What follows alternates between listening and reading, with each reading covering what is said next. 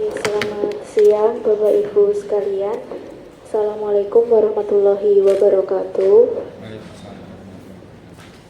Mohon izin Bapak Kepala Bagian dan Ibu Ketua Tim Kerja sedang berkegiatan yang lain, sehingga di sini kami yang mewakilkan untuk fasilitasi rapat berkaitan dengan pembahasan draft Raperda Perlindungan Konsumen di DIY. Sebelum kita memulai rapat pada siang hari ini, mari kita berdoa menurut agama dan kepercayaan masing-masing. Berdoa dipersilahkan.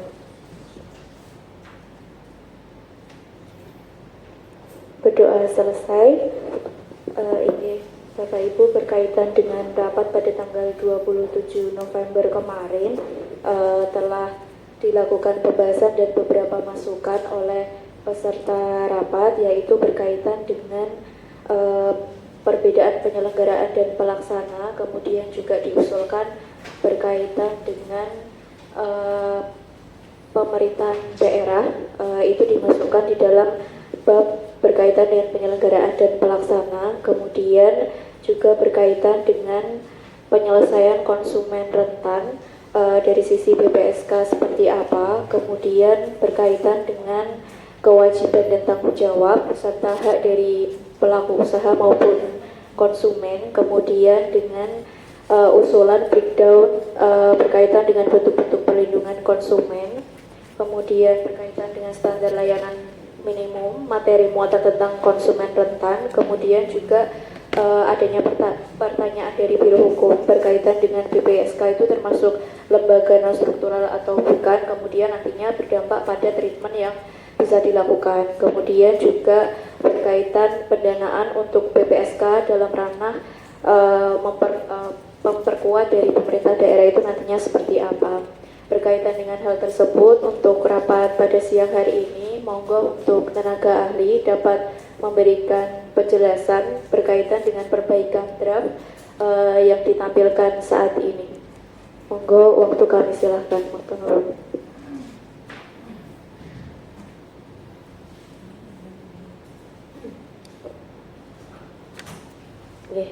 Terima kasih Pak Ketua atas waktunya, Bapak dan Ibu sekalian yang kami hormati.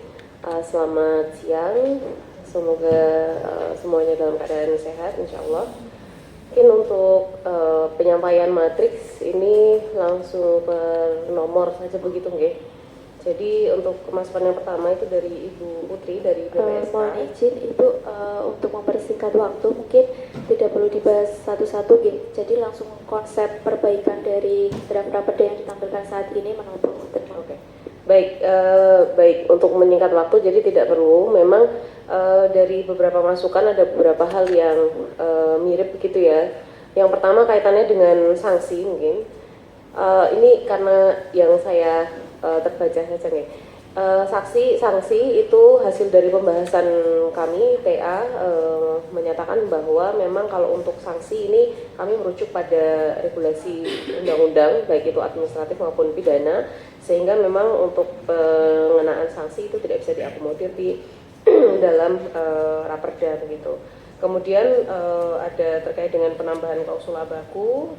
Kemudian yang kami kemudian mohon masukan itu juga terkait dengan PPNS gitu. Sebenarnya di pertemuan yang sebelumnya itu dibahas bahwa dimungkinkan untuk melibatkan PPNS, tapi kemarin kami mencoba untuk mencari dasar regulasinya di DIY itu mungkin nanti dari Biro Hukum atau Bapak Ibu yang lain bisa memberikan informasi atau masukan gitu. Tapi sejauh ini kami baru menemukannya yang di Kota Yogyakarta gitu terkait PPNS. Nah ini nanti baiknya seperti apa begitu, karena kalau memang tidak ada, nah itu menjadi pertanyaan ketika kemudian dimasukkan di dalam raperda ini begitu.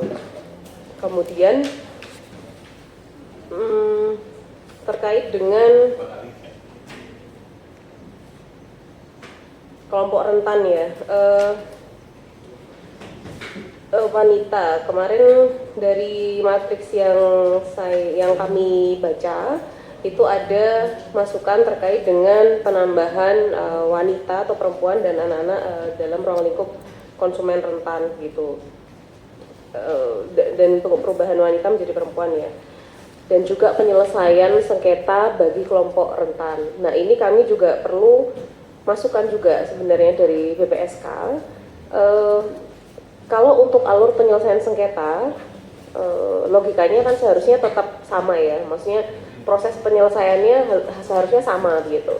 Tapi kemudian ketika itu dari kelompok rentan, misalnya terutama penyandang disabilitas, kemudian memerlukan akses khusus gitu ya untuk penyelesaian sengketa. Nah ini posibilitas apa yang bisa dilakukan oleh BPSK gitu sebelum ini kemudian dituangkan menjadi sebuah norma di dalam raperda. Nah itu kami perlu juga insights dari BPSK nanti seperti apa mengakomodasi kebutuhan dari kelompok rentan ini gitu. Kalau kaitannya dengan kelompok rentan dalam hal ini misalnya masyarakat yang kurang mampu, itu sudah ada Perda Posbankum ya, Perda Posbankum yang kaitannya dengan pemberian bantuan hukum.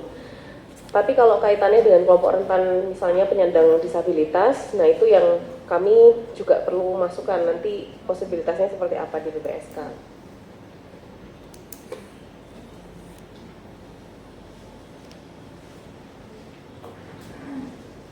Kemudian yang masukan dari Bu Intan BPKN khususnya kaitannya dengan koordinasi dan pengawasan penerapan perlindungan konsumen di lintas sektor kaitannya dengan LPKSM. Jadi kalau hasil diskusi internal kami berkaitan dengan Undang-Undang Perlindungan Konsumen, perspektif yang ada dalam pasal 44 adalah perspektif dari LPKSM. Sedangkan yang dimaksud dalam pasal 5 ayat 4 lebih kepada perspektif pemerintah. Nah, kami berpendapat bahwa dalam hal ini LPKSM itu sebenarnya sudah masuk ke dalam sektor yang terlibat dalam konteks perlindungan konsumen di daerah tanpa kemudian menyebutkan secara eksplisit begitu atau tanpa menambahkan kata LPKSM. LPKSM sendiri sudah termasuk dalam sistem pengawasan di tingkat daerah seperti itu.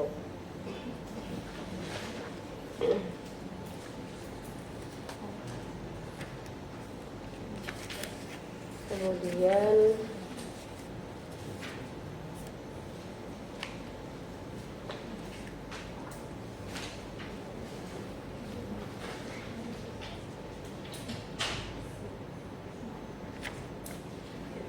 jadi kelompok konsumen rentan sudah pendanaan terkait dengan pendanaan. Kemarin dari hasil diskusi kami sudah mencantumkan di nomor berapa ya kemarin terkait dengan pendanaan ya, bahwa memang istilah yang digunakan untuk raperda ini adalah pendanaan begitu, dengan ketentuan ya tetap memperhatikan kemampuan dari keuangan daerah gitu.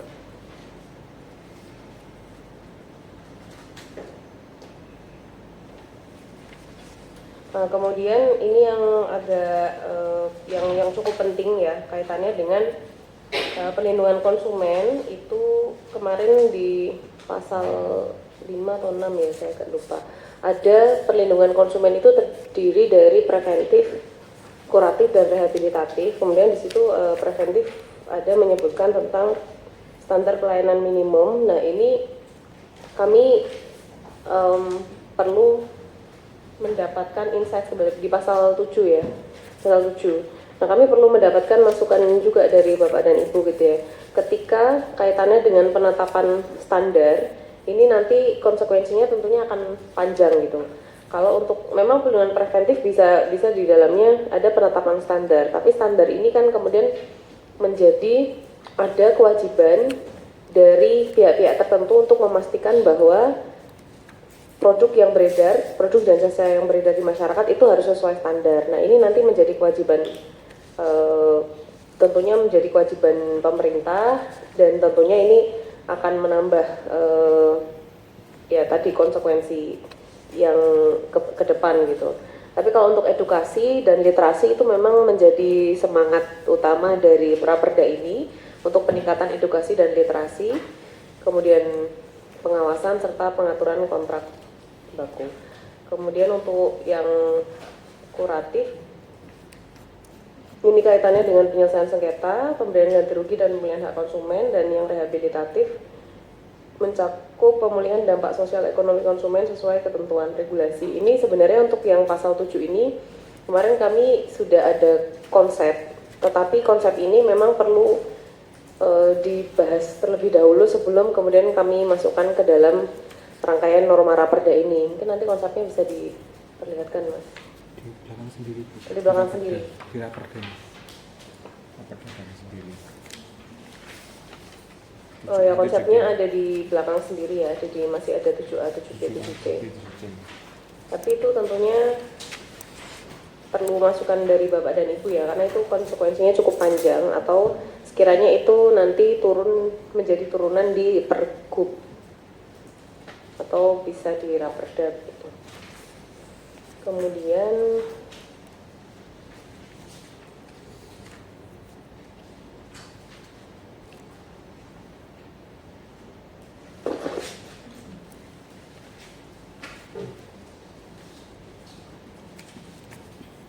ya, barangkali itu perbedaan yang mendasar. Oh ya, ini juga salah satu ada di halaman masukan terakhir Mas Leo, yang sektor prioritas diringkas menjadi 4 sektor di bawah lagi.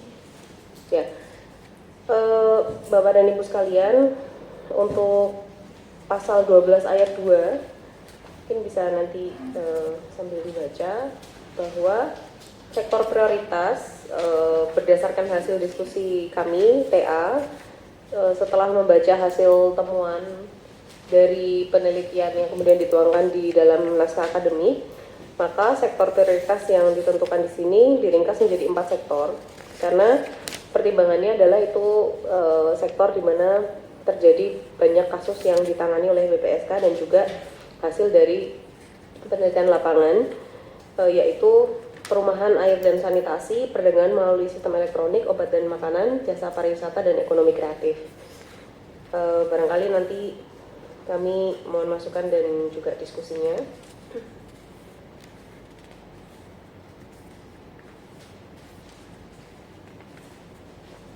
Baik, mungkin itu hal-hal yang mendasar yang berubah dari hasil diskusi kami di tim TA. Mungkin demikian Bu Lala dan Bu Ola, kami kembalikan. Terima kasih. Thank you Mas Tony atas paparannya berkaitan dengan perbaikan draft yang disampaikan siang ini. Mohon izin Bapak Ibu, mungkin apakah ada masukan berkaitan dengan sistematika maupun materi secara umum dari raperda yang ditayangkan oleh tenaga ahli. Monggo, apakah ada masukan? Monggo Ibu. Ya, Assalamualaikum warahmatullahi wabarakatuh. Saya Yayan dari LKY. Terkait barusan pasal 12 mengenai prioritas, sektor prioritas di situ tidak terlihat ada terkait jasa keuangan ya. Pada kasus-kasus yang masuk ke LKY banyak diantaranya kaitannya dengan jasa keuangan. Dan dari data yang kami serahkan juga di situ muncul informasi terkait itu. Kemudian terkait kelompok rentan. Nah, kalau saya sepintas membaca di sini kan untuk kelompok rentan itu hanya ya disebutkan termasuk kelompok rentan. Nah, yang ingin saya tanyakan hak-hak istimewa apa yang dimunculkan di sini untuk kelompok rentan itu dulu. Tidak terus itu disamaratakan dengan konsumen lain. Sebagai contoh misalnya dalam memberikan informasi yang akurat dan jelas, apakah tidak disendirikan untuk kelompok rentan itu seperti apa gitu. Karena kalau secara saya sepintas yang bagian belakangnya supaya enggak melihat hak-hak yang diistimewakan untuk kelompok rentan. Itu sih. Terima kasih. Assalamualaikum warahmatullahi wabarakatuh. Waalaikumsalam warahmatullahi wabarakatuh. Waalaikumsalam warahmatullahi wabarakatuh. Matur Ibu atas masukannya. Monggo Bapak Ibu, apakah ada yang berkenan memberikan masukan? Monggo Bapak. Ya, terima kasih. Untuk pasal 21 ayat 6 ini apakah kata dapat ini dihilangkan? Jadi pemerintah daerah memberikan fasilitas berupa pendanaan karena dapat itu bisa iya bisa tidak. Jadi mohon dihilangkan kata dapat karena ini berhubungan dengan pasal ayat 1. Ini Badan Penyelenggara Konsumen merupakan lembaga yang dibentuk oleh pemerintah. Jadi dalam kewajiban dari pemerintah membentuk itu kewajibannya juga memberikan fasilitas yang lain. Jadi mohon dapatnya dihilangkan. Itu saja, terima kasih.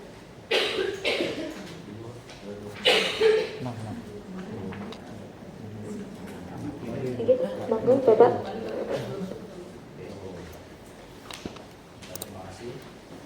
Assalamualaikum warahmatullahi wabarakatuh.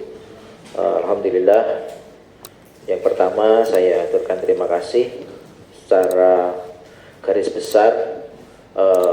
Raperda ini sudah cukup bagus, hanya kita perlu menyempurnakan.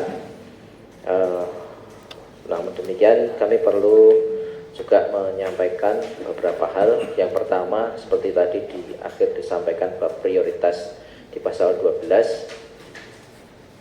tadi disampaikan dari beberapa prioritas ada berapa yang kemarin itu, terus di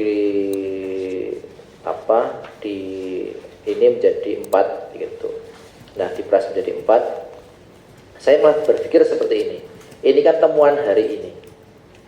Bisa jadi setahun 2 tahun lagi ini akan ada perbedaan persoalan.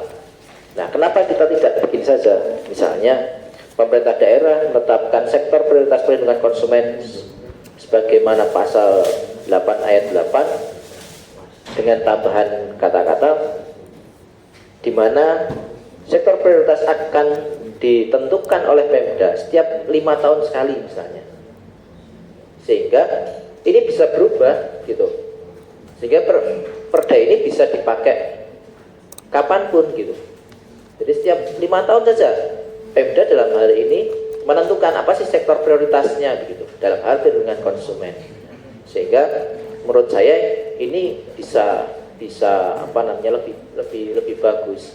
Nah, kalau sekarang misalnya kita tentukan hari ini sektor ini bisa jadi di setahun 2 tahun lagi akan ada perbedaan yang kita menganggap bahwa itu sudah bukan prioritas lagi gitu. Nah, itu yang pertama. Yang kedua mungkin sama tadi disampaikan Pak Martinez tadi soal yang dapat itu dihilangkan saja. Lalu yang berikutnya di pasal 23 bab peran serta masyarakat yang A itu adalah melakukan pengawasan. Ini mohon kita perlu mencermati bersama-sama. Kami ini termasuk orang yang takut ketika masyarakat ataupun LPKSM diberikan kewenangan melakukan pengawasan, karena tafsirannya akan lain-lain. Bisa jadi orang mengaku LPSM langsung datang ke toko, kami melakukan pengawasan ini gitu. Ini yang banyak terjadi gitu, justru menjadi tidak baik gitu.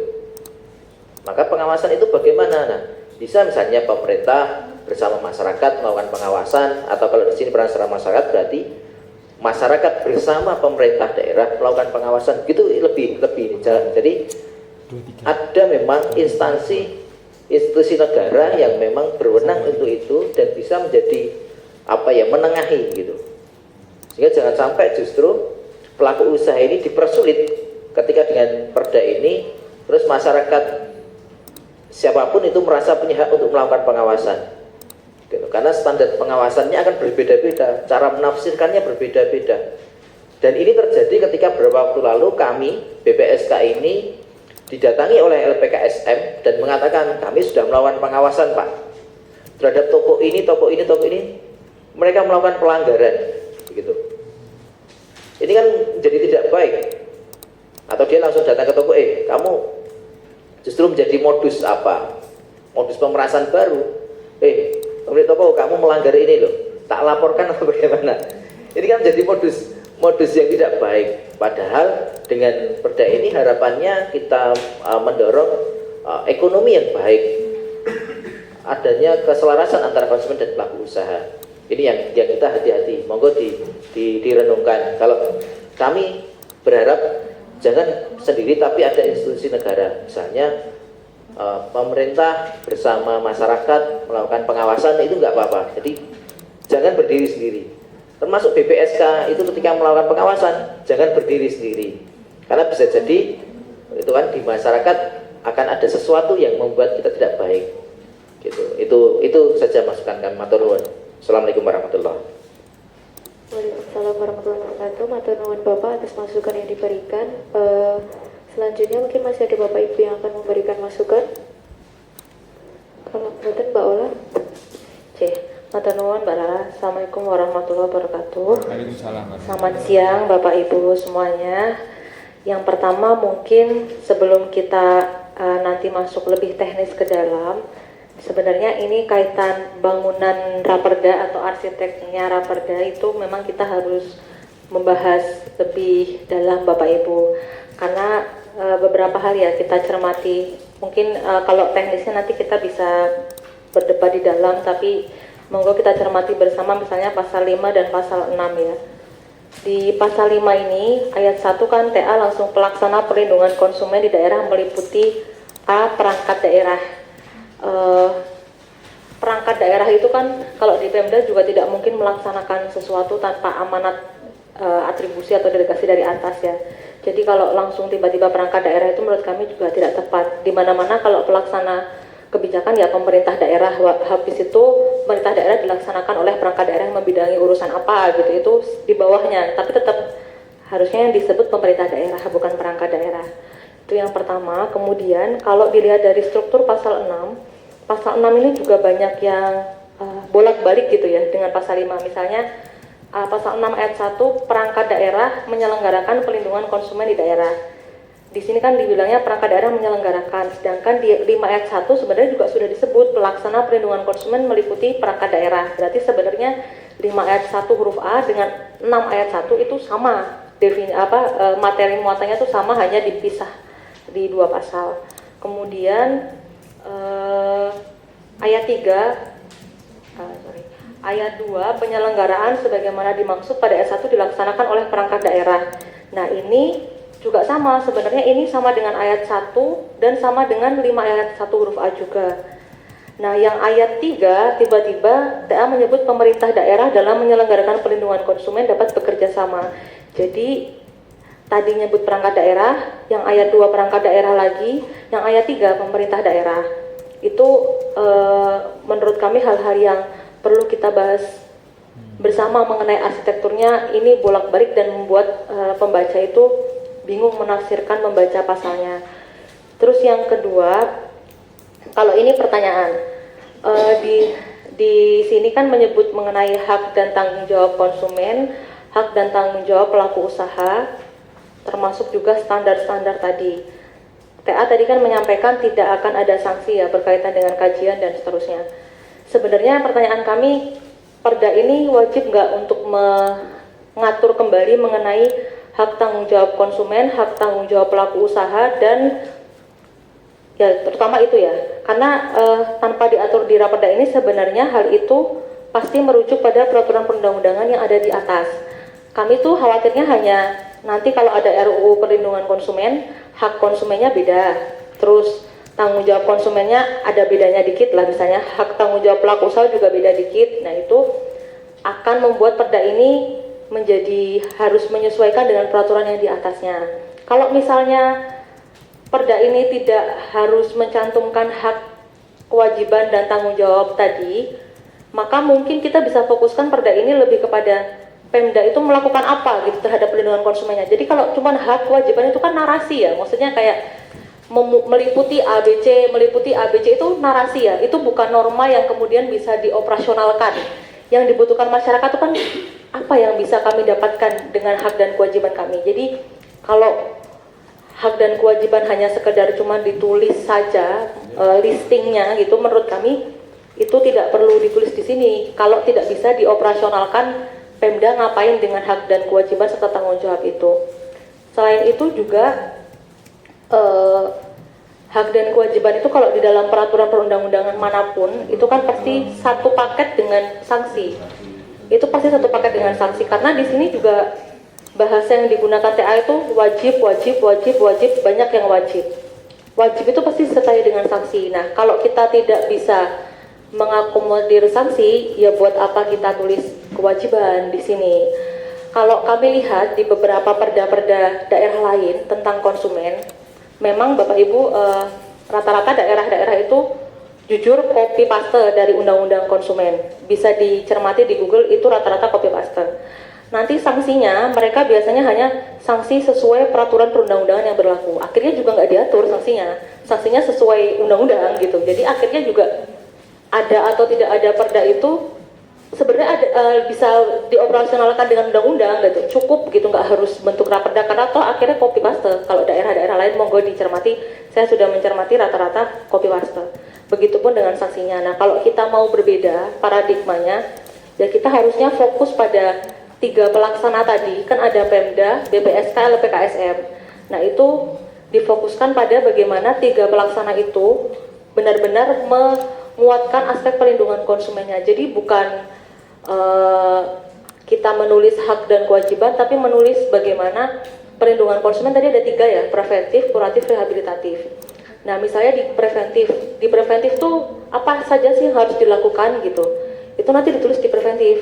Misalnya kayak harus menetapkan standar atau apa, terus nanti masyarakat harus apa, itu semua materi muatannya masuk di 3 pilar tadi, preventif, kuratif, rehabilitatif.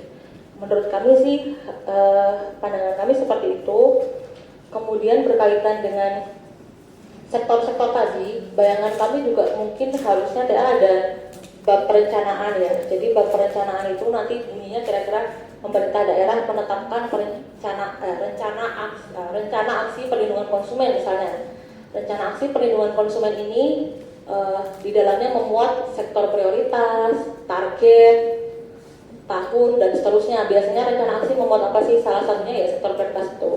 Nah, berarti rencana aksi ini kan dituangkannya biasanya dalam peraturan gubernur. Nanti ini bisa ditinjau seperti yang disampaikan tadi, ditinjau setiap 5 tahun sekali. Jadi sektor prioritasnya itu tidak diatur rigid di perda ini, tapi diaturnya di delegasi ke bawah, dan itu disesuaikan dengan juga sektor prioritas yang ada di pusat dengan rencana aksi yang ada di pusat. Itu biasanya kalau perencanaan akan seperti itu. Jadi dibuat perencanaan, di dalamnya memuat apa saja, dituangkan di Pergub, disesuaikan dengan peraturan perundang-undangan yang ada di atas, rencana aksi nasional, sektor prioritas nasional, dan seterusnya. Itu perencanaan babnya gitu. Begitu kalau dari kami. Mungkin Mas Leo bisa ditanyakan. Kalau tadi kami sih sebenarnya sudah mereng-reng sedikit tawaran sistematika, monggo nanti kita sepakati bersama dulu bangunan arsitek dari perlindungan konsumen ini akan seperti apa. Gedein Mas.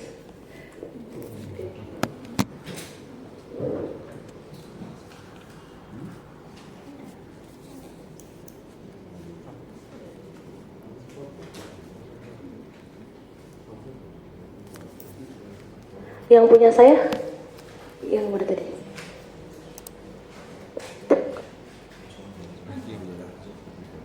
Yang ada perencanaan yang di WA Mbak Lala.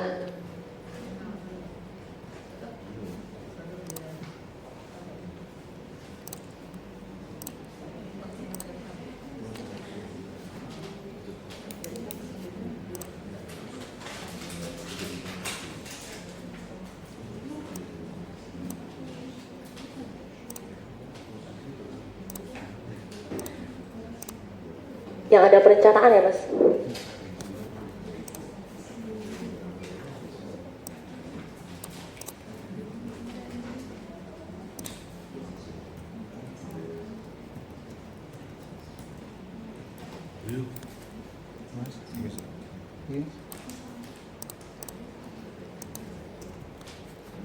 Kalau nggak sempat persandingan langsung Word aja Mas, kalau lama.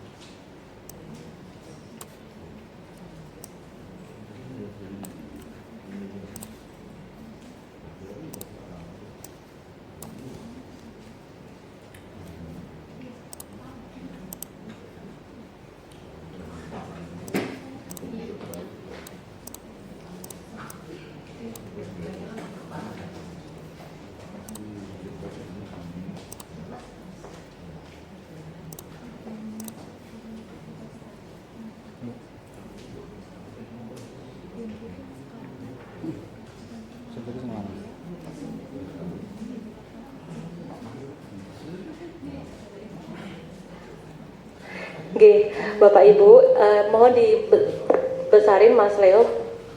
Jadi kalau dari kami tawarannya itu samalah, bab 1 ketentuan umum sama.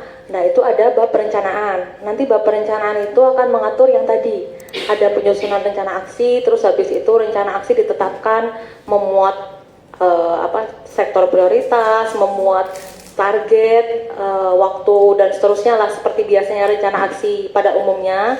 Jadi nanti sektor-sektor prioritas itu ditetapkannya di bab perencanaan. Nah nanti itu bisa ditinjau setiap 5 tahun sekali atau sesuai dengan peraturan yang ada di atasnya juga. Itu tapi masuknya di perencanaan, dan itu nanti bisa ditinjau. Jadi nggak seperti ini yang langsung ditetapkan sektor prioritas dan hanya 4 ini gitu. Kalau kita nanti sistemnya bab perencanaan ini fleksibel, jadi bisa diubah atau ditinjau setiap 5 tahun sekali dan disesuaikan dengan peraturan yang ada di atasnya. Kalau sektor prioritas nanti mungkin berubah di nasional, ya kita berubah, atau kalau menurut kita sektor prioritasnya nanti ada yang harus diubah, ya kita ubah setiap ada periodenya begitu. Kemudian nanti bab 3 itu tentang penyelenggaraan. Di penyelenggaraan itu nanti bagian ke-1-nya tetap sama kayak ETA ini, penyelenggara. Jadi penyelenggaranya kami sih oke-oke saja ya, ada Pemda, BPSK, LPKSM. Artinya kalau penyelenggaranya ditulis seperti ini, kedudukan antara Pemda, BPSK, LPKSM itu setara. Monggo kalau Bapak Ibu mau mengkritisi, kalau di perda-perda lain ada juga kadang-kadang penyelenggara itu, penyelenggara utamanya Pemda bekerja sama dengan BPSK, LPKSM misalnya. Tapi di perda ini TA memposisikan kedudukannya setara, Pemda, BPSK, LPKSM, dan kami sih setuju-setuju saja, berarti diposisikan setara, bukan Pemda bekerja sama dengan BPSK, bukan Pemda bekerja sama dengan LPKSM, tapi berarti Pemda, BPSK, LPKSM itu posisinya sama-sama sebagai penyelenggara. Kemudian yang kedua, bagian pelaksanaan. Pelaksanaan itu nanti akan mengatur perlindungan konsumen preventif, kuratif, rehabilitatif. Jadi materi muatan yang TA sudah sampaikan, misalnya tadi ada edukasi, ada apa lagi ya, literasi konsumen dan seterusnya, itu nanti masuk di bagian perlindungan itu, perlindungan apakah preventif, apakah kuratif, atau rehabilitatif, itu masuk di bagian kedua itu. Nah terus nanti bab selanjutnya akan mengatur soal kelembagaan BPSK, bab ke-5 kelembagaan LPKSM, bab ke-7 peran serta, setelah itu pendanaan dan seterusnya, ketentuan penutup. Jadi bab 6 ya itu.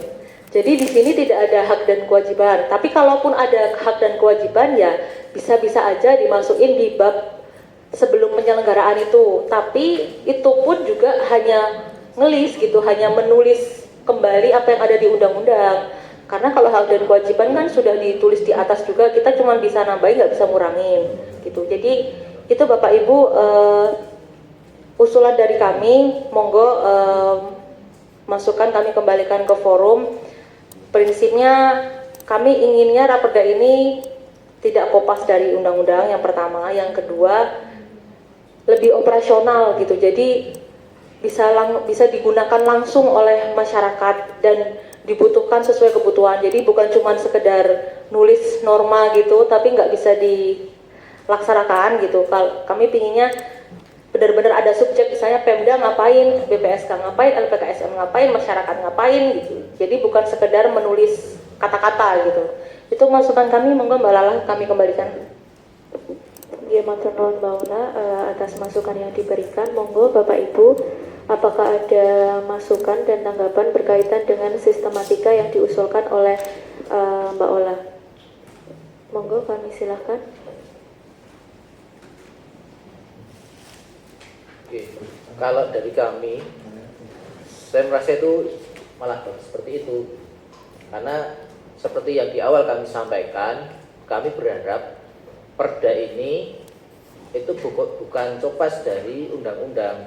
Kita membuat perda sendiri yang kita berpikirnya adalah perda ini untuk bukan hanya hari ini tapi untuk masa yang akan datang. Termasuk ketika undang-undang konsumen misalnya betul-betul diketok, ini masih tetap relevan, masih bisa digunakan gitu. Jadi misalnya tadi definisi apa hak dan tanggung jawab konsumen itu memang sudah ada di dalam undang-undang. Itu tidak perlu disampaikan pun juga nggak apa-apa. Justru malah kalau dari kami, harapan kami justru kalau itu berkaitan dengan apa yang bisa dilakukan Pemda, maka kami meminta memang sanksi administratif itu yang memungkinkan untuk dilakukan oleh Pemda. Kenapa begitu? Kalau kita bicara perda, kita regulasi, tentu ada sanksi di situ. Nah, sanksi yang memungkinkan bagi Pemda itu ya sanksi administratif. Soal pidana itu kita abaikan karena apa, di dalam undang-undang sudah ada. Tapi sanksi administratif, bagaimana pelaksanaannya, ini yang saya kira perlu diatur. Kenapa? Karena di dalam undang-undang juga tidak diatur itu. Bagaimana melaksanakan sanksi administratif itu? Apakah serta-merta atau bagaimana? Ini kan belum pernah ada yang mengatur itu. Apakah BPSK punya kewenangan untuk mencabut izin? Misalnya seperti itu. Kan juga tidak diatur di situ. Hanya disebutkan sanksi administratif dari mulai teguran sampai pencabutan izin, tapi bagaimana melakukan itu? Nah, itu saya kira justru perda itu mengatur itu gitu. Sehingga betul-betul tadi bisa digunakan perda itu. Mungkin saya kira tadi ada betul-betul copas yang misalnya ada kekosongan di situ di dalam undang-undang itu kita gunakan di perda itu, dan itu sesuai dengan kemampuan daerah gitu.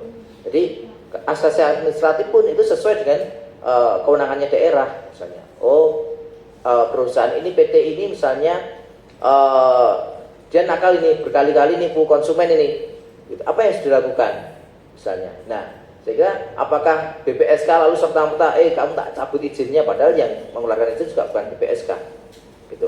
Nah, mekanismenya bagaimana untuk itu? Nah, saya kira perda perlu mengatur itu gitu. Bagaimana melakukan itu? Mekanismenya seperti apa? Kan nggak bisa serta-merta juga. Nah, mungkin kalau dari kami seperti itu. Nah, prinsipnya menarik jangan kita berpaku pada undang-undang itu. Kalau sudah diatur di undang-undang, lebih baik kita mengatur yang lain yang memang itu ada kekosongan di situ. Matur nuwun. Hingga Bapak matur nuwun. Intinya pada prinsipnya untuk Rapeda ini mengatur hal-hal yang mungkin di dalam undang-undang belum diatur dan disesuaikan dengan permasalahan lokal di DIY ini Bapak. Kemudian juga berkaitan dengan sistematika yang disampaikan oleh Mbak Ola tadi. Mungkin untuk hal-hal yang diatur di draft sebelumnya berkaitan dengan pelindungan data pribadi konsumen, PMSE dan layanan digital, pembinaan edukasi dan literasi konsumen, pembinaan dan pengawasan, serta berkaitan dengan konsumen rentan, itu mungkin bisa dimasukkan di dalam bab penyelenggaraan ya. Mungkin untuk usulan sistematikanya berikut. Selanjutnya kami mohonkan masukan dan tanggapan dari Biro Hukum dan Kementerian Hukum terhadap sistematika tersebut, dan berkaitan juga pertanyaan hak dan kewajiban ya Mbak Ola, serta ketika mengatur hak dan kewajiban berkaitan dengan sanksi seperti apa. Monggo kami silakan Biro Hukum dan Kemenkum. Monggo Mas Is atau Mbak Is. Assalamualaikum warahmatullahi wabarakatuh. Waalaikumsalam. Pimpinan sidang yang kami hormati, Bapak Ibu yang kami hormati, yang tidak bisa kami sebutkan satu persatu terkait dengan tawaran yang apa yang disampaikan oleh Mbak Ola tadi. Memang kami pada prinsipnya sepakat nih bahwa untuk sistematika ini memang harus diperbaiki dan harus disepakati di awal, karena memang sistematika ini nanti yang akan mengarahkan diskusi kita bagaimana merumuskan pasal-pasal di dalam draft Rapeda ini nanti. Kemudian yang sudah diatur di dalam Undang-Undang 8 tahun 99 itu memang sebaiknya tidak perlu kita kopas lagi, tidak perlu kita cantumkan lagi. Contohnya hak dan kewajiban yang di rapat sebelumnya juga sudah kami sampaikan, karena ada beberapa kewajiban, contoh kewajiban pelaku usaha yang itu berbeda atau ditambahkan berbeda dengan kewajiban yang ada di dalam undang-undang. Padahal kalau kita mengatur, Rapeda ini mengatur mengenai perlindungan konsumen, berarti kan memang kita tidak bisa lepas dan tidak bisa bertentangan dengan Undang-Undang 8 tahun 99. Kemudian hal-hal yang perlu kita perhatikan kembali adalah walaupun saat ini sedang berproses RUU Perlindungan Konsumen yang baru, tetapi karena Undang-Undang 8 tahun 99 ini menjadi hukum positif dan itu masih berlaku, maka semua isi di dalam draft Raperda ini nanti itu juga tidak boleh bertentangan dengan undang-undang yang masih menjadi hukum positif tersebut. Contohnya yang paling sederhana itu terkait dengan definisi. Dalam definisi itu kan ada beberapa hal yang kita lebarkan ya, kita perluas maknanya. Contoh terkait dengan konsumen, terkait dengan pelaku usaha, terkait dengan barang. Definisi tersebut kan tidak bisa kita kesampingkan atau tidak bisa bertentangan dengan definisi yang sudah diatur di dalam undang-undang tentang perlindungan konsumen. Tetapi ketika itu memang perluasan makna itu dibutuhkan dan itu memang tidak bisa dihindarkan, maka jangan bermainnya jangan di dalam definisi, tapi bermain di dalam pasal per pasal. Monggo nanti teman-teman dari tenaga ahli tim penyusun bisa mengelaborasi kembali isi dari bab yang tadi ditawarkan, salah satunya bab mengenai penyelenggaraan perlindungan konsumen. Itu mau mulai dari penyelenggaranya siapa saja, bentuk perlindungannya seperti apa. Nah, dalam bentuk perlindungan ini kan nanti yang akan dijabarkan, akan didetailkan, yang sebisa mungkin juga tidak mengkopas dari undang-undang. Kemudian kalau itu ada hal-hal yang sekiranya perkembangan dinamika dari Undang-Undang 8 tahun 99 yang belum terakomodir dalam undang-undang, maka kita bermainnya mengkonstruksikannya di dalam bab mengenai penyelenggaraan ini. Kemudian yang kemarin saya sempat tanyakan juga terkait dengan pelindungan khusus konsumen rentan. Salah satu mainstreaming dari Raperda di versi sebelumnya itu kan memang terkait dengan pelindungan terhadap konsumen rentan, tetapi bentuk pelindungan terhadap konsumen rentan itu seperti apa itu juga tidak tergambarkan, terkonstruksi dengan baik. Kemudian kalau ada penajaman terhadap konsumen rentan, berarti ada pelindungan pada konsumen yang secara umum juga. Berarti kan harus ada treatment yang berbeda ya. Ini yang harus dijabarkan di dalam draft Raperda. Kemudian kalau terkait dengan prioritas ya, sektor-sektor prioritas, kalau kami mencermati itu juga mirip-mirip dengan konsumen rentan. Berarti ada sektor-sektor yang itu tidak prioritas. Bagaimana dengan sektor-sektor tidak prioritas ini? Apakah itu menjadi kewenangan atau ranah dari peraturan daerah ini? Ini kan yang harus kita sepakati terlebih dahulu di awal. Karena ketika kita menetapkan skala sektor-sektor prioritas, kalau kami dari sisi legal drafting berarti ada sektor-sektor lain yang tidak menjadi prioritas, dan itu juga menjadi bagian dari tanggung jawab pemerintah daerah ataupun tanggung jawab dari BPSK dan LPKSM untuk melakukan perlindungan kepada konsumen yang terkait dengan sektor-sektor tidak prioritas tersebut. Nah ini mohon nanti bisa dirumuskan di dalam kalau kami sepakat di dalam konstruksi atau sistematika yang baru. Kalau ada beberapa draft pasal-pasal yang kemarin itu masih menurut kami juga masih banyak yang relevan, nanti bisa dimasukkan di dalam sistematika yang baru. Mungkin itu Mbak Lala dan Mbak Ola yang bisa kami sampaikan. Matur nuwun. Matur nuwun Mas Is, berarti berkaitan dengan sistematika dari Biro Hukum sepakat dengan usulan dari Mbak Ola ya, Mas Is? Kami prinsipnya sepakat, tetapi nanti ketika di dalam perjalanan atau dinamikanya, oh ini perlu kita tambahkan, perlu kita kurangi, nggak masalah, itu menjadi bagian dari proses diskusi. Siap, matur nuwun. Monggo Mbak Yusti dari Kemenkum. Iya, mohon izin. Kami dari Kemenkum untuk terkait dengan tawaran sistematika yang baru, secara umum kami sepakat nih, terutama terkait dengan perencanaan, karena memang kalau kami lihat ternyata ada peraturan menteri terkait dengan rencana aksi nasional nih, tapi di situ tidak ada delegasi langsung pembentukan peraturan di daerah. Nah, mungkin ini bisa jadi salah satu muatan lokal, bisa jadi cantolan untuk nanti penyusunan peraturan kepala daerah berikutnya. Kemudian tadi juga kami sepakat bahwa sebetulnya kembali lagi ke materi muatan pasal 14 Undang-Undang 12 2011 bahwa materi muatan peraturan daerah itu adalah penyelenggaraan otonomi daerah, tugas pembantuan, serta menampung kondisi khusus daerah dan atau penjabaran lebih lanjut peraturan perundang-undangan yang lebih tinggi. Jadi kalau secara umum sudah diatur dalam peraturan perundang-undangan yang lebih tinggi, ya tidak perlu diatur kembali begitu. Kecuali memang ada penjabaran lebih lanjutnya, atau misalnya tadi ada hal-hal terkait perlindungan konsumen rentan. Nah itu kan sangat khas di daerah nggih. Nanti apakah ada keistimewaan atau jalur khusus dalam penanganan di daerah, itu kan nanti tergantung kebijakan yang akan diambil. Nah itu bisa jadi salah satu muatan lokal yang saya rasa juga patut untuk menjadi highlight. Kemudian juga kalau saya lihat di draft ini memang perlu untuk diubah karena memang ada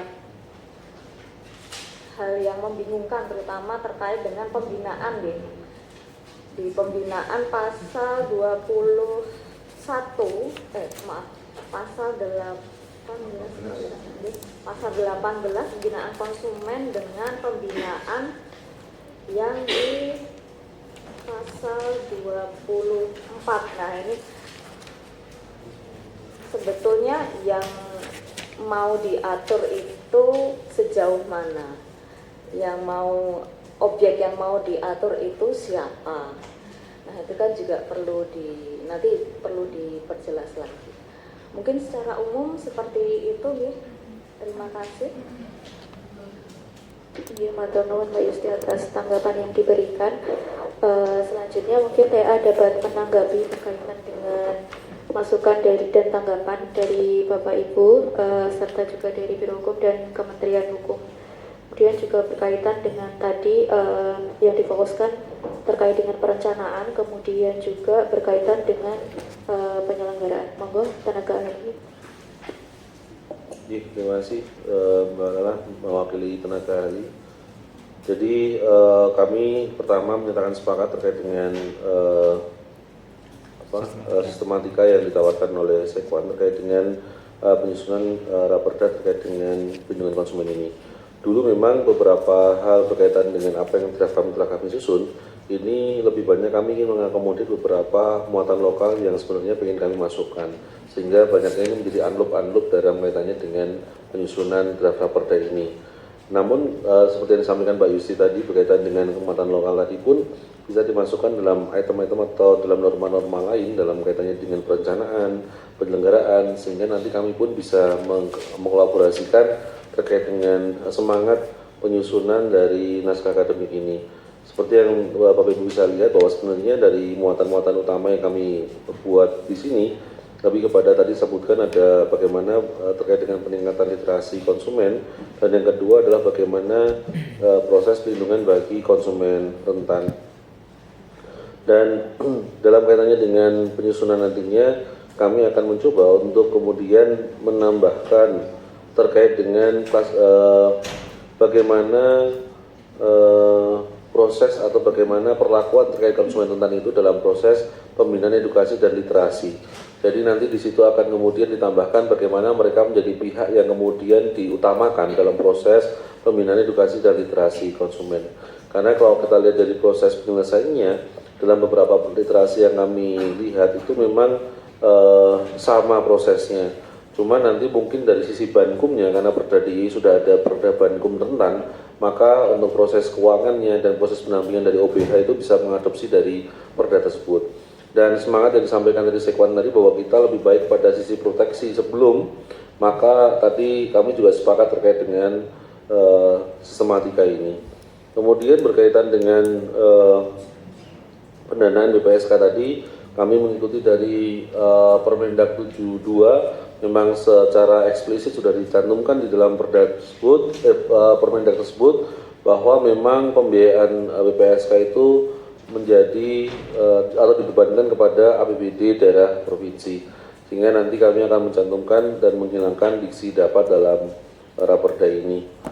Tapi nanti tergantung kembali lagi tergantung pada proses penganggaran dalam skema APBD di daerah istimewa Yogyakarta dan tergantung dari keuangan daerah. Secara garis besar seperti itu, dan kami tentunya tenaga ahli meminta waktu untuk kemudian bisa kami sempurnakan kembali draft raperda sesuai dengan sistematika yang disampaikan oleh Sekwan. Mungkin demikian dari kami tanggapan tenaga ahli. Terima kasih masukannya Mas Isnaini dan Mbak Yusti. Mas Bima untuk tanggapannya. Mungkin Bapak Ibu masih ada masukan yang akan disampaikan berkaitan dengan materi muatan yang nantinya akan mengisi bab-bab yang sudah diperbarui hari ini, yang mungkin sudah ada di draft yang lama atau mungkin yang belum ada di draft untuk bisa ditata oleh tenaga ahli. Monggo Bapak Ibu. Mungkin satu pertanyaan Mbak Lala terkait dengan kondisi seperti ini. Apakah kemudian judul kita cukup dengan perlindungan konsumen atau penyelenggaraan perlindungan konsumen? Karena kalau dilihat dari struktur yang disampaikan tadi, lebih baik banyak pada kita menyelenggarakan di daerah istimewa Yogyakarta.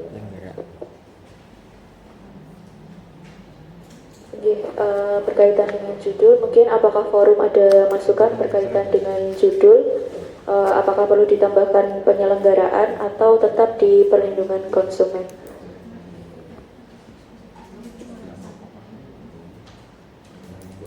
Izin Mbak Lala, ikut urun rembuk TA. Kalau judulnya kita tambahi penyelenggaraan perlindungan konsumen, sepemahaman kami judul dengan judul bab itu tidak boleh sama.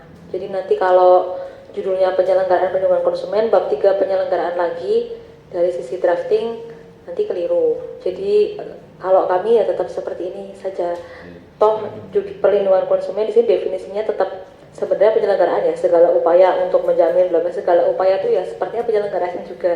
Itu kalau dari kami. Monggo kalau dari Biro Hukum atau Kanwil punya perspektif lain, kami persilahkan.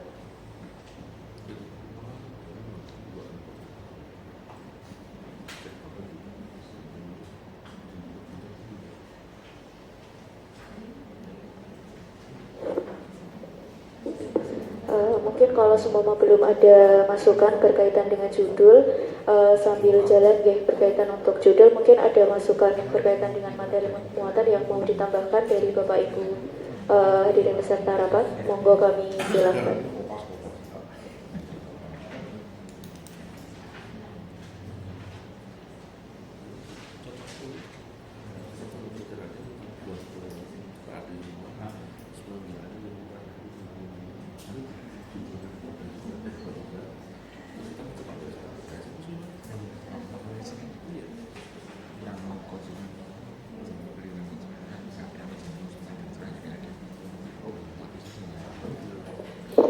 Izin Mbak Lala dan Mbak Ola, perkenalkan saya V dari Sekwan DIY.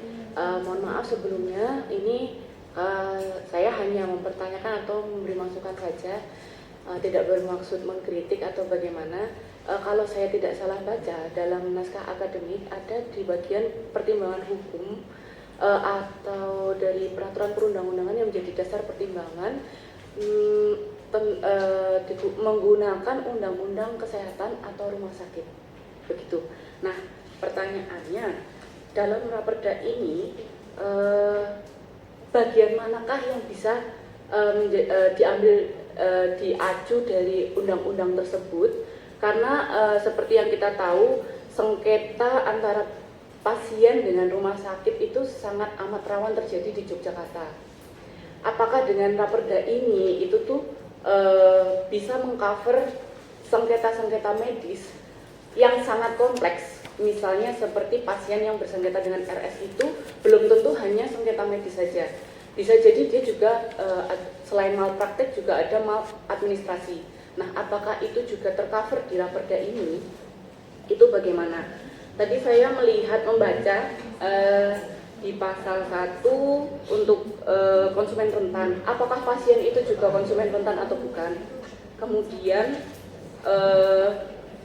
di pasal 4, ruang lingkup peraturan daerah meliputi B, objek pelindungan konsumen yang mencakup barang bla bla bla bla bla sampai garansi. Apakah layanan kesehatan masuk di garansi atau tidak? Apakah itu dapat menjadi garansi atau tidak? Itu bagaimana peraturannya? Kemudian di pasal 7 pelindungan kuratif mencakup penanganan pengaduan, penyelesaian sengketa. Penyelesaian sengketa medik itu yang seperti apa di sini? Karena belum ada saya membaca ya. Khususnya saya baca sampai belakang tadi belum ada yang mengerucut di sana, padahal dalam NA menjadi pertimbangan Undang-Undang Kesehatan dan Rumah Sakit. Kemudian pasal 8 hak konsumen mendapat ganti rugi dan pasal 8 angka 6 mendapat ganti rugi dan atau pemulihan melalui proses dalam jaringan atau luar jaringan. Itu juga saya checklist, maksudnya apakah dalam sengketa medis itu masuk, permasalahan medis itu masuk, karena pelindungan medis masuk di dalamnya ada informed consent, malpraktik, standar layanan, rekam medis, tarif rumah sakit, privasi kesehatan, itu belum tercover semua di Raperda ini. Tanggung jawab pelaku usaha. Kalau pelaku usaha dilihat dari definisinya, rumah sakit itu memang betul pelaku usaha, dia memberikan layanan jasa kesehatan kepada pasien, di mana pasien juga konsumen layanan kesehatan. Itu belum ada titik temu di tengahnya dalam Raperda ini ya. Di pasal 11 tanggung jawab sebagaimana yang dimaksud ayat 1 meliputi pasal 11 ayat 2. Tanggung jawab sebagaimana dimaksud dalam ayat 1 meliputi kerugian yang timbul akibat cacat produksi, ketentuan perjanjian baku, praktik usaha yang bertentangan dengan ketentuan peraturan perundang-undangan. Baik, itu yang jadi catatan. Kemudian juga yang di pasal 12 ayat 2 huruf C, apakah hanya obat, jasa medisnya apa tidak prioritas. Perlindungan data pribadi konsumen di bab 7 itu juga bisa dipertimbangkan untuk inform konsen pasien itu bagaimana.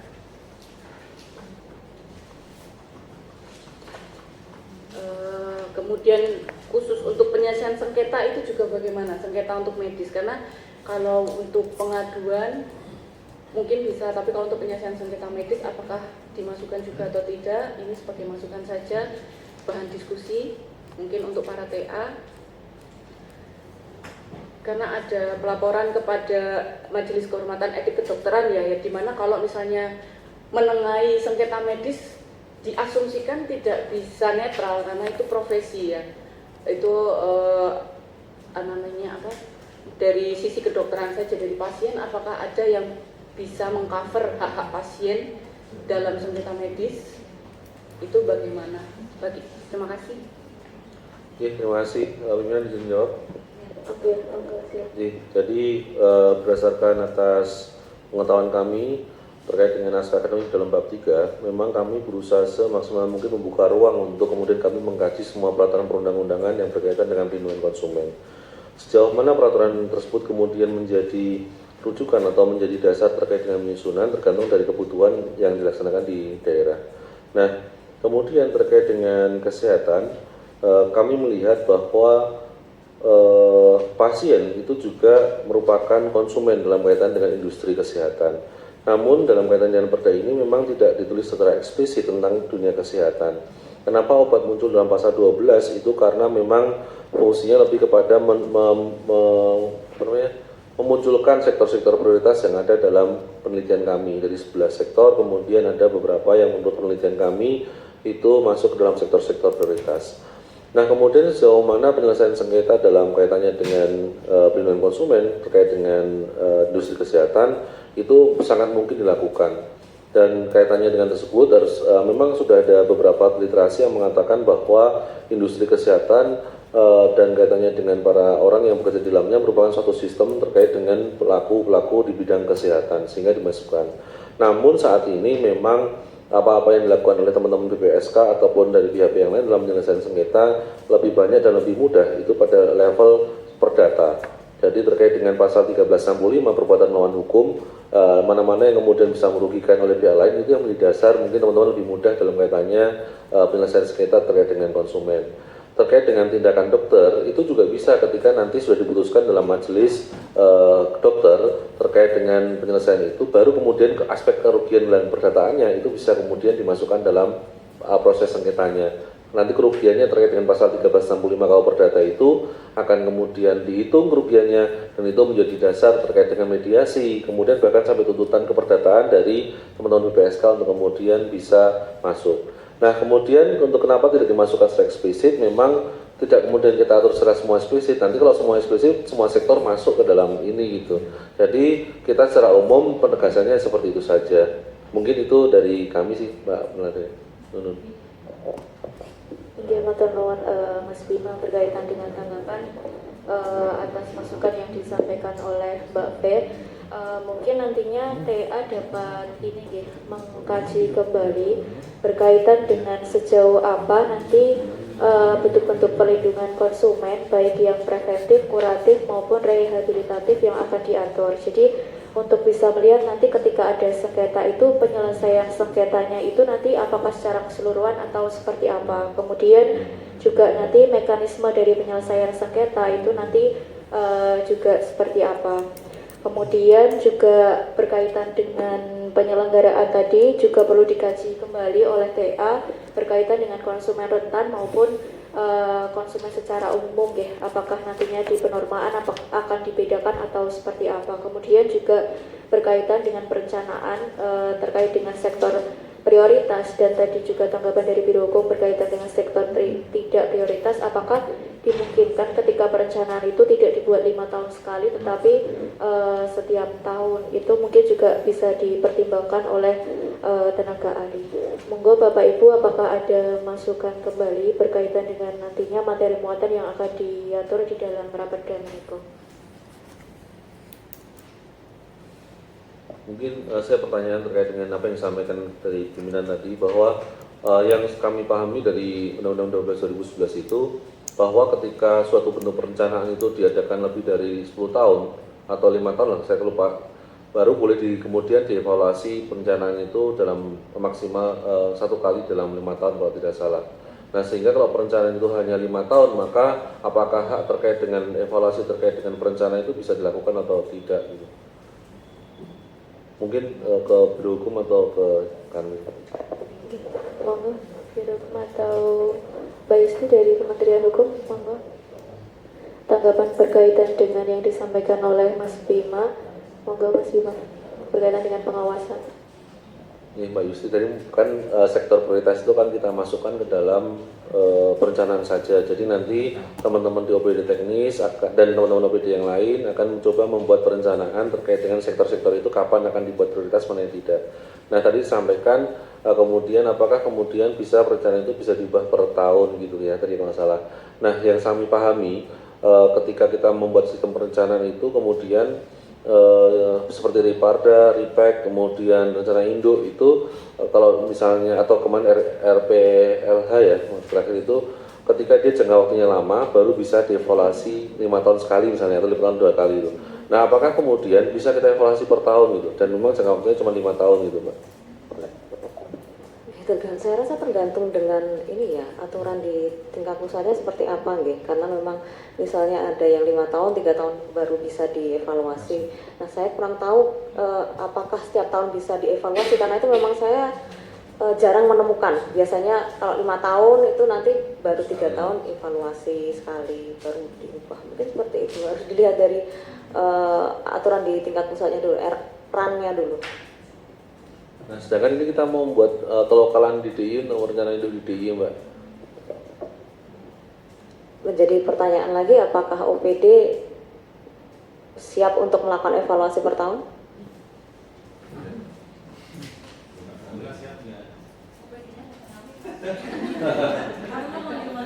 Ya, karena yang saya juga tahu, karena saya kemarin juga terlibat penyusunan RPPLH, misalnya RPPLH itu 35 tahun, per 5 tahun itu sekali atau 2 kali.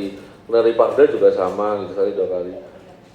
Biasanya, kalaupun sekali itu biasanya ada pengecualian yang misalnya terjadi apa begitu, bisa dievaluasi per tahun. Nah ini kalau mau dievaluasi rutin ya monggo saja, kalau memang sumber dayanya cukup, OPD-nya sanggup. Izin perkenalan Mbak Yusti, monggo Mbak Ola. Nggih, izin Mas Bima. Kalau di Perpres 49 2024 tentang Strategi Nasional Perlindungan Konsumen yang tadi juga sempat disebut Mbak Yustin, sebenarnya itu kan konsep rencana aksi itu kan pusat punya Stranas dulu ya, Stranas Perlindungan Konsumen yang tadi terus ada sektor-sektor prioritas itu yang ada di Stranas. Nah itu di pasal 5 Perpres, Kementerian, lembaga, pemerintah daerah, dan instansi terkait menjabarkan Stranas Perlindungan Konsumen ke dalam perencanaan aksi nasional. Jadi intinya Stranas, rencana aksi habis itu rencana aksi daerah ya kan. Jadi ada urut-urutannya. Nah di sini di Perpres itu Stranas ataupun rencana aksi yang di nasional itu 1 tahun anggaran. Jadi kalau misalnya logika di pusat tuh bergulir setiap 1 tahun, ya masa rencana aksi daerah 5 tahun gitu kan? Berarti kan kita harus menyesuaikan, ada korelasi dengan yang di tingkat pusat. Makanya tadi sebenarnya menurut kami yang perlu dijawab itu yang pertanyaan TA. Sektor prioritas itu gunanya untuk apa? Jadi misalnya sektor prioritas itu, tahun ini sektor prioritasnya 4. Berarti itu harus diklarifikasi ke Pemda. Misalnya 4 ini, apakah berarti tahun tersebut hanya mengurus 4? Atau 4 itu yang diprioritaskan? Artinya yang lain ya tetap diurus, tapi kebijakan, anggaran, dan seterusnya itu diprioritaskan untuk 4 itu. Nah itu harus dijelaskan dulu sama TA, kalau menurut TA, konsepnya seperti apa kalau ada prioritas. Diprioritaskan, yang lain tetap ada, atau ya cuma 4 itu yang diurus pada tahun berjalan. Nanti diklarifikasi juga ke Pemda, mungkin TA dulu. Jadi kami turut mencermati terkait dengan naskah akademik. Jadi memang kenapa muncul sektor prioritas, kemudian kami kerucutkan lagi ke dalam 4 sektor prioritas itu lebih kepada banyak kasuistik yang terjadi pada sektor tersebut berdasarkan penelitian di lapangan. Sehingga itu yang kemudian perlu ditangani lebih serius oleh pemerintah daerah seperti itu. Awalnya seperti itu. Jadi dasarnya lebih kepada itu. Tapi kemudian apakah kemudian bisa mengesampingkan sektor-sektor yang lain? Sepengetahuan saya, karena ini bentuknya adalah konsumen secara umum, harusnya nggak boleh. Tapi menjadi titik tolak untuk kemudian menjadi titik prioritas, itu mungkin kami menyarankan ke sana, dulunya arahnya ke sana dari Bu Norma dan kawan-kawan. Ya, berarti nanti kan pemilihan norma itu juga menentukan ya. Misalnya Pemda menetapkan sektor prioritas untuk memprioritaskan penanganan di situ misalnya atau apa. Jadi kalau bahasanya seperti itu kan yang lain itu bukan tidak diurus, tapi diprioritaskan dulu untuk yang itu. Itu penting untuk nanti arah Pemda, arah Perda ini ke depannya akan seperti apa dengan sektor prioritas tadi. Ya, Mbak Ola, monggo Bapak Ibu, apakah masih ada tanggapan maupun masukan yang akan diberikan?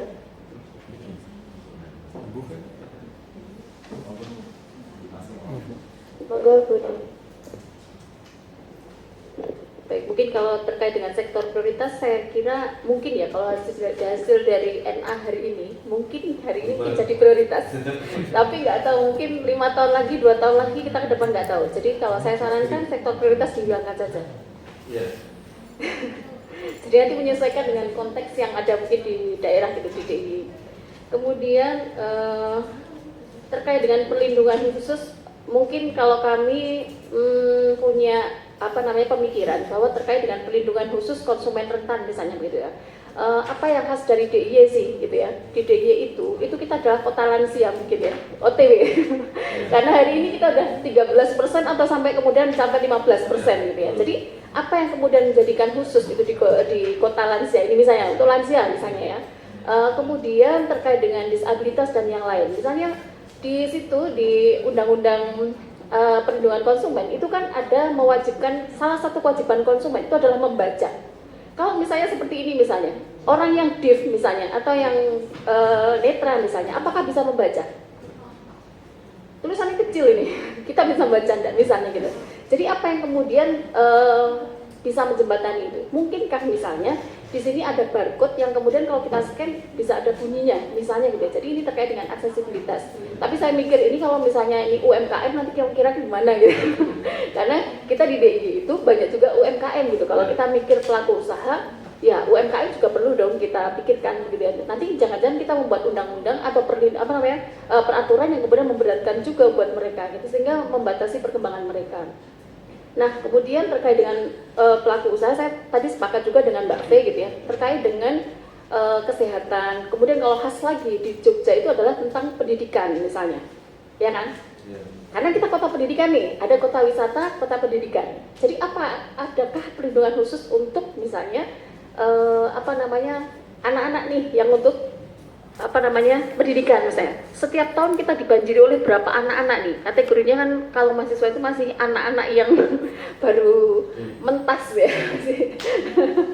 Nah, apakah kemudian ada kalau nggak salah itu Mbak Norma dulu pernah menceritakan ketika kemudian di luar negeri itu ada badan khusus yang kemudian mengurusi tentang anak-anak ini misalnya. Kalau ada mahasiswa baru di sini misalnya dibantu tentang apa misalnya. Jadi ada perlindungan khusus untuk anak-anak mahasiswa misalnya. Ini kan menjadi khas di Jogja kalau saya kira ya, terkait dengan perlindungan konsumen yang ada di sini. Kemudian apalagi gitu yang terkait dengan kekhasan di Jogja, saya pikir ini perlu kita tekankan gitu. Yang kemudian sepakat sekali tadi misalnya terkait dengan penyelenggara tadi itu beberapa itu saya mikir kalau yang konsumen kita ini, konsumen itu apakah kemudian hanya sektor swasta, hanya sektor perdagangan yang saya tangkap dari sini karena menjual begitu ya. Bagaimana kemudian layanan pemerintah daerah, tadi disebutkan Mbak V misalnya di RSUD dan lain sebagainya. Mungkin kalau rumah sakit swasta kita bisa gitu ya. Tapi kalau RSUD, kemudian PLN, ada kasus listrik kan ya. Listrik kalau mau menggugat selain PLN siapa? Ini kan nggak bisa. Jadi terkait dengan gas dan lain sebagainya. Dan ini kaitannya juga dengan konsumen rentan gitu ya. Ini bagaimana? Ini perlu kita pikirkan. Kemudian bentuk-bentuk perlindungan itu nanti misalnya di saat advokasi di Undang-Undang Perlindungan Konsumen itu kan sudah diatur lengkap bagaimana kemudian prosesnya di di PN dan lain sebagainya begitu ya. Tetapi kemudian adakah perlindungan khusus untuk misalnya yang disabilitas, adakah penerjemah di sana dan lain sebagainya. Mungkin ini menjadi kemudian kekhasan ketika kemudian kita terjemahkan di dalam raperda. Jadi misalnya, kalau misalnya butuh penerjemah misalnya begitu ya, terkait dengan mungkin yang rungu wicara misalnya begitu ya, sehingga ada budget khususkah atau seperti apa bentuknya ketika kemudian ini dilakukan gitu. Mungkin sekilas itu yang kepikiran saat ini. Termasuk mungkin kita sendiri sudah ada undang-undang perda tentang disabilitas yang mengatur tentang fasilitas umum dan lain sebagainya begitu ya. Bahkan Trans Jogja yang kemudian kalau turun ada ramnya sih, tapi kemudian mentok ada taman kota dan lain sebagainya. Ini kan hal-hal seperti apa yang sebenarnya kita mau buat perlindungan terkait dengan konsumen, termasuk kalau nggak salah di NA itu juga disebutkan ada konsumen untuk transportasi gitu. Terima kasih. Jadi Ibu, kami sepakat sebenarnya secara konsep terkait dengan hal-hal yang harus kita tanamkan dalam kaitannya dengan perlindungan kelompok rentan, disabilitas, begitu harus. Nanti kan coba kami telah kembali ya. Ini belum bicara tentang ODGJ, ODMK gitu. Karena saya dulu penyusun raperda kesehatan jiwa di DIY juga sama gitu. Berkaitan dengan obatnya mereka, berkaitan dengan status mereka, bagaimana ketika mereka menggunakan haknya terkait dengan barang dan jasa. Gitu. Jadi memang, tapi mungkin nanti coba kami mungkin lebih kepada kami eksplisitkan gitu. Apa-apa yang kemudian bisa dicapai dalam raperda ini berkaitan dengan kesananya gitu. Nanti mungkin setelah sudah ada cantolannya, kami mohonkan untuk bisa kita tambahkan bersama-sama mana yang kemudian bisa disampaikan. Kalau terkait dengan pendanaan, kalau saya melihat dalam Permendak 72 itu memang itu pembiayaannya ada di DIY gitu kan. Tapi kalau spesifik terkait dengan bagaimana bentuk pendanaannya, nanti tentunya tidak bisa diatur di perda, nanti di pergub atau nanti di program-program dalam perencanaan itu. Misalnya perencanaan nanti BPSK mendorong Disperindak dalam rencana aksi untuk bisa kemudian memfasilitasi terkait dengan teman-teman yang bisa membantu fasilitator dengar, kemudian bahkan dengan alat dan sebagainya. Itu kan proses perencanaan bisa jadi 10 tahun lagi, berapa tahun lagi begitu. Tapi tidak kemudian kita singkirkan agar kemudian ini menjadi pandangan ke depan kita bahwa DI itu sudah memikirkan ini loh dari sini gitu. Nah itu mungkin bisa kita tata, coba kita tata gitu dalam prosesnya. Tapi saya sepakat tadi dengan kesehatan, UDMK, DJJ, di pendidikan juga sama. Karena di pendidikan ini menjadi salah satu sektor yang sangat bermasalah, banyak bermasalah ya di ini sebagai. Tapi dulu pernah juga di dalam naskah akademik itu dibahas mengenai konsumen publik juga seperti apa begitu. Nanti kami akan mencoba menelaah kembali gitu terkait dengan hal ini. Mungkin itu jawaban kami terkait dengan apa yang disampaikan Ibu Ning. Iya, matur nuwun Mas Bima. Mungkin juga nantinya tenaga ahli dapat mengkaji ulang berkaitan dengan perencanaan dari kami. Mungkin untuk rencana aksinya tetap ada dimasukkan di dalam Raperda, tetapi nanti TA perlu mengkaji apakah perlu adanya sektor prioritas atau tidak perlu. Ketika memang Pemda mampu untuk menyelesaikan semuanya, yang mungkin berkaitan dengan sektor prioritas dapat dihilangkan. Kemudian juga berkaitan dengan apakah sampai akan mengatur secara teknis berkaitan dengan aksesibilitas berkaitan dengan produk ataupun jasa bagi kelompok rentan. Mungkin apabila tidak ada masukan atau tanggapan kembali dari Bapak Ibu, dapat kita cukupkan untuk rapat siang hari ini. Kemudian